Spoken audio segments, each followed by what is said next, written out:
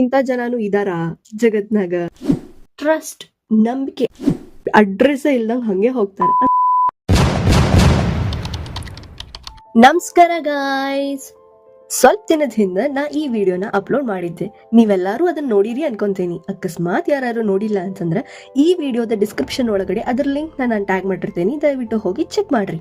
ಈ ಸ್ಕೆಚ್ ನನಗೊಂದು ಆರ್ಡರ್ ಆಗಿ ಬಂದಿತ್ತು. ಇದನ್ನ ಆರ್ಡರ್ ಕೊಟ್ಟವರು ನನಗೆ ಪರಿಚಯ ಇಲ್ದವರು, ಅಂದ್ರ ಅವ್ರು ನನ್ನ ಕಾಂಟ್ಯಾಕ್ಟ್ ನಾಗ ಇಲ್ದೇ ಇರೋರು. ಮತ್ತ ಅವ್ರು ನಂಗೆ ಹೆಂಗ್ ಆರ್ಡರ್ ಕೊಟ್ರು ಅಂತ ಯೋಚನೆ ಮಾಡತ್ತೀರಿ. ಅವ್ರು ನಂದೊಂದು ಸೋಷಿಯಲ್ ಮೀಡಿಯಾ ಪ್ಲಾಟ್ಫಾರ್ಮ್ ಇಂದ ಬಂದು ಅಪ್ರೋಚ್ ಮಾಡಿದ್ರು. ನಂದು ಕೆಲವೊಂದಿಷ್ಟು ಡ್ರಾಯಿಂಗ್ಸ್ ನ, ಸ್ಕೆಚಸ್ ನ ಅವ್ರು ನೋಡಿ ನನಗೆ ಇದು ರೆಫರೆನ್ಸ್ ಕಳಿಸಿ, ನನಗೆ ಇದೇ ತರ ಬೇಕು, ಇಷ್ಟೇ ಸೈಜನ್ ಬೇಕು ಅಂತ ಹೇಳಿ ಆರ್ಡರ್ ಕೊಟ್ರು. ಏನೋ ಆರ್ಡರ್ ಬಂದಿದ್ದೀ ಅಂತ ಹೇಳಿ ನಾನು ಹ್ಞೂ ಅಂತ ಹೇಳಿದೆ.